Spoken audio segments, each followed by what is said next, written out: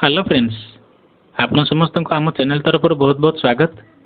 Friends, आज diabetes विषय रे किछि चर्चा करिबा।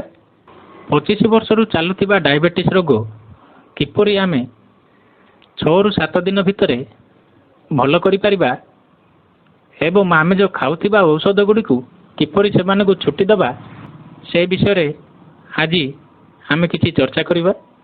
डायबिटीज एको मारात्मक बोली आमे आगुरी जानिचे, तेणुक मु आपणकर 25 वर्ष चलुवा डायबिटीज औषधर 5 रु 7 दिन भितर केमिति छुट्टी करदेवे ता विषय रे गोटे उपाय कहबी।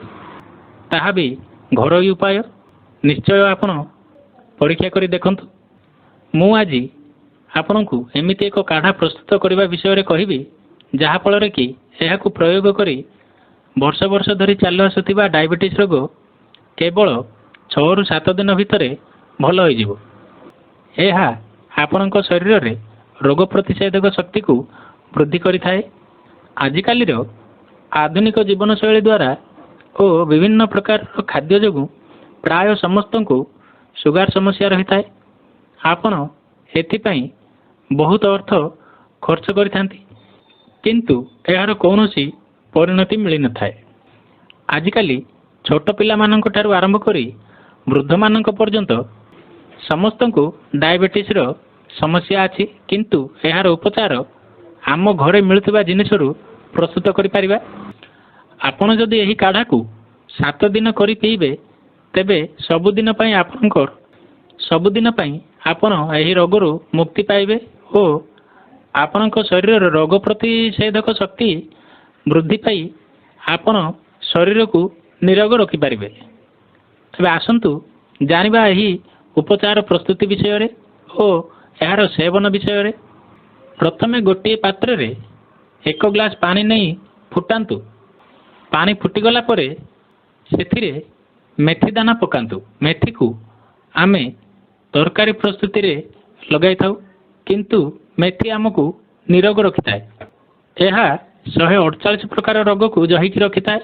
एथिरु बहुत पौष्टिकता मिलता है, यथा protein, carbohydrate, iron, manganese, fibre और विटामिन B6 मिलता है।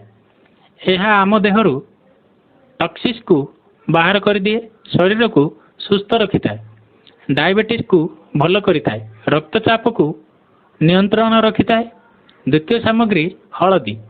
एही हलदी गोटे चामच नेबा और एही पानी रे मिसाइबा। हलदी को हमें मसला भावे व्यवहार करथाउ। एथिरु प्रोटीन मिलथाए एवं एथिरे एंटीऑक्सीडेंट विटामिन A, कार्बोहाइड्रेट और मिनरल प्रचुर मात्रा रे मिलथाए, जहा द्वारा कि हमको ठंडा, काश और कैंसर भली रोगरु रक्षा करिथाए। आम शरीर बात, पित्त, कफ को मध्य ठीक रखिथाए। आपण एही दुईटी जिनिस को पानी रे मिसाई काढ़ा को पीवा द्वारा बहुत फायदा मिलता है। यही पानी को सेते पर्यंत फुटांतु, जो पूरा ग्लास पानी आधा ग्लास हेबा पर्यंत फुटांतु। एहा परे एहा को कौनसी छणा रे भल भाव रे छानी नियंतु।